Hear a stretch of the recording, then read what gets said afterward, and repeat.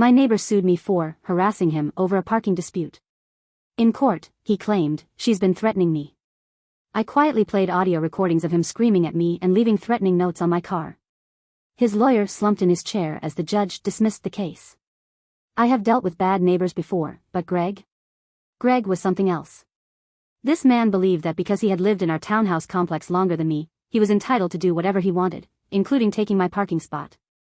When I first moved into my townhouse in Seattle, Washington, everything seemed fine. The complex had assigned parking spots, one covered space and one in the open lot for each unit. My spots were clearly marked in the HOA handbook. I had one carport spot and one open-air spot. The issue? Greg had 3 cars but only 2 assigned spots.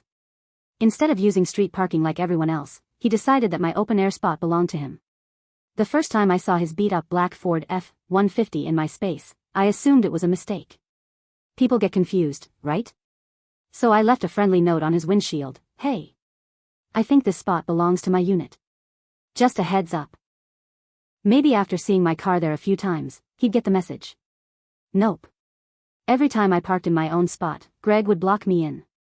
I'd come outside in the morning, ready to leave for work, only to find his truck parked so close to my bumper that I couldn't get out. I knocked on his door. No answer. I called the HOA. They sent him a written warning. He ignored it. Then, I started finding notes on my windshield. "This isn't your spot. Move your car or I will move it for you. I've lived here longer. I'll park where I want. You better stop this now." One morning, I walked outside and found a deep, 6-inch scratch along my driver's side door. No proof it was Greg, but I knew. I installed cameras. A few weeks later, I caught him on camera drunkenly keying my car. I went straight to the HOA. They sent him another warning. Greg responded by escalating. He started parking halfway into my spot, so I had no choice but to park on the street. He left garbage bags on my hood. Once, he smeared something greasy on my driver's side handle. Then, he started waiting for me to come home. If I pulled into the lot, Greg would come outside, stand on his porch with a beer, and watch me park. If I got out of my car, he'd shake his head and mutter, "Shouldn't have moved here." One night, I came home late and found my windshield wipers torn off. I went to the police. They said it was too minor to pursue. So I started documenting everything.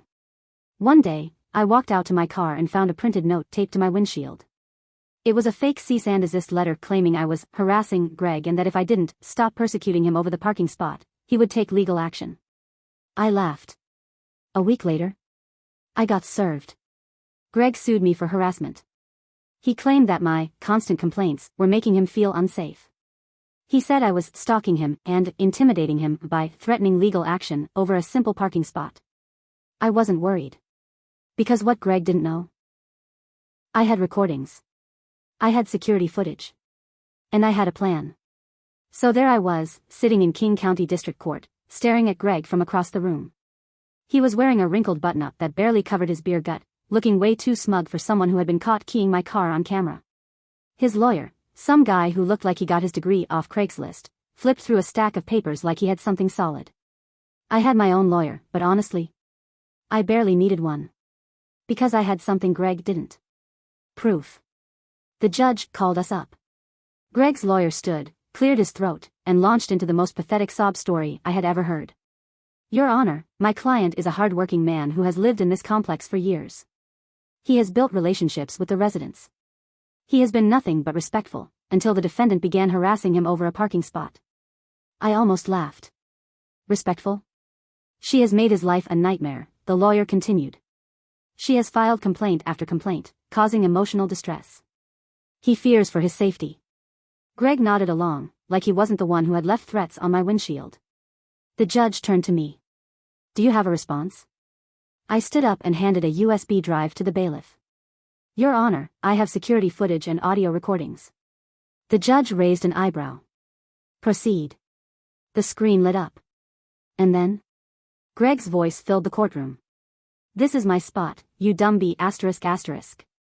You think you can just waltz in and take it? If you don't stop, I swear to God, I'll make your life miserable.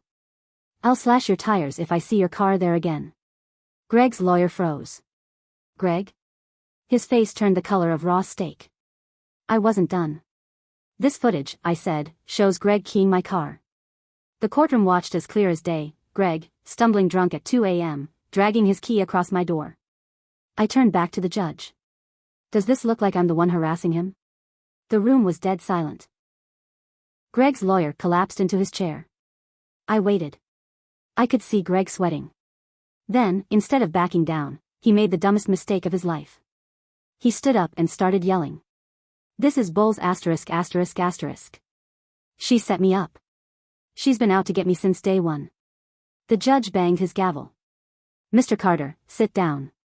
Greg did not sit down. Instead, he turned on his own lawyer. I told you to win this. Why didn't you stop her? His lawyer looked like he wanted to sink into the floor. The judge sighed. I've heard enough.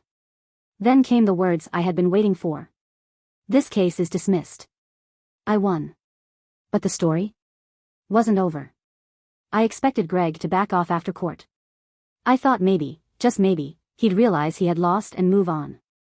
I was wrong. The next morning, I walked outside to find something waiting for me. Not a note. Not a scratched car. An eviction notice. At first, I thought it was a joke. I called the HOA, demanding an explanation. The woman on the other end sounded way too nervous. I'm sorry, she said, but we received multiple complaints about your behavior. My behavior? I repeated. Are you serious? She hesitated. Then she dropped the bomb. Greg is friends with the HOA president. Oh.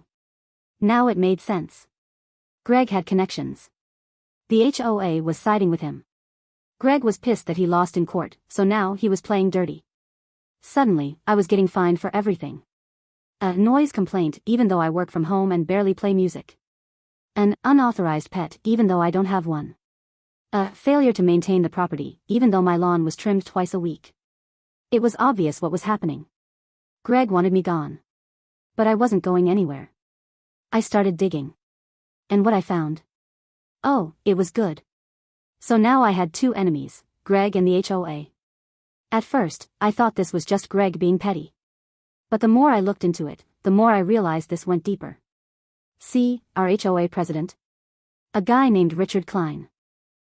I hadn't had much interaction with him before this, but I quickly found out that he and Greg were drinking buddies. Multiple neighbors told me they'd seen Greg and Richard hanging out at a local bar, getting hammered, laughing like best friends. But it got worse. Greg wasn't just friends with Richard. Greg was also on the HOA board. Over the next few weeks, the HOA started hitting me with fines left and right. At first, it was little things. $50 for leaving garbage cans out too long, even though mine were inside my garage. $100 for excessive noise, when I was literally out of town that weekend. Then, they went for the big one. A $1,500 fine for unauthorized modifications to the property. What modification? My front porch light. I had changed the bulb to an LED. That's it. That was when I knew they were trying to financially strangle me. I was pissed. I started documenting everything. Photos, timestamps, written statements from other neighbors. Then, I got a lucky break. One of my neighbors, let's call her Lisa, had been on the HOA board years ago. She pulled me aside one day and whispered, "Check your mailbox carefully. Some of us aren't okay with what's happening." A few days later, an anonymous envelope appeared at my door. Inside? Copies of private HOA emails. And they were gold. One email, from Richard, HOA president, to the board, "We need to get rid of her. She's a troublemaker." Another email, from Greg to Richard, "She's a problem. Just start hitting her with fines until she leaves." I felt my blood boil. This wasn't just Greg being Greg. The HOA was actively conspiring against me. I had two choices.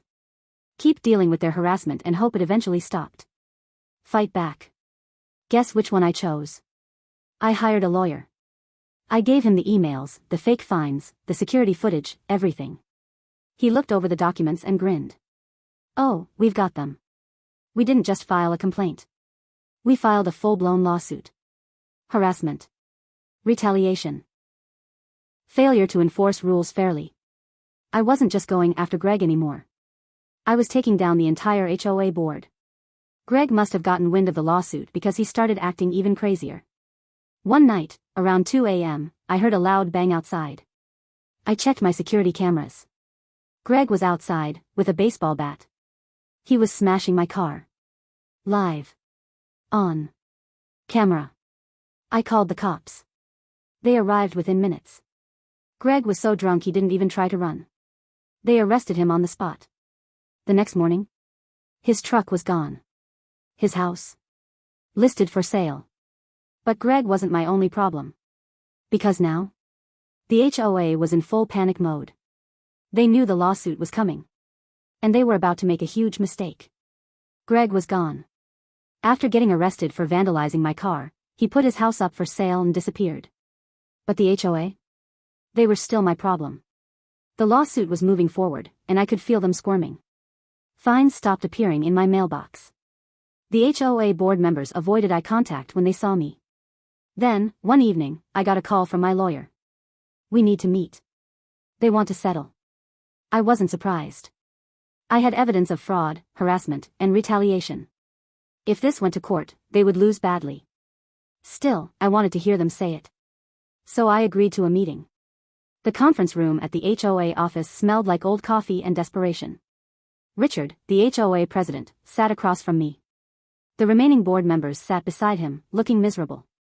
My lawyer sat next to me, calm and collected. The HOA's lawyer, a polished, nervous-looking woman, cleared her throat. We're willing to waive all fines and fees against you. I stayed silent. Richard shifted uncomfortably. He looked like he had aged 10 years overnight. The lawyer continued. In return, you agree to drop the lawsuit and not pursue further legal action. I laughed. Loud. They expected me to just walk away after everything? The fines. The threats. The harassment. I leaned forward. No. Richard's head snapped up. What? I'm not just going to drop this. I have emails showing that you conspired against me. I have video evidence. You tried to ruin my life over a parking spot. Silence. Then, for the first time, Richard cracked. He slammed his hands on the table. Do you know what you've done? I stared at him. Excuse me? His voice shook. Do you have any idea what happens if this goes to court? The HOA will be financially destroyed. People will lose their homes. I raised an eyebrow. Oh, so now you care about the homeowners? He was losing it. His face was red, and his hands were clenched into fists. You're blowing this out of proportion. Greg was the problem, not us. I turned to my lawyer. Play the email. My lawyer pressed a button, and Richard's own words filled the room. We need to get rid of her. She's a troublemaker. Just start hitting her with fines until she leaves. Richard's face drained of color. One of the board members, a woman in her 60s, stood up abruptly. I didn't sign up for this, she muttered, grabbing her purse and storming out. Another board member, an older man, buried his face in his hands.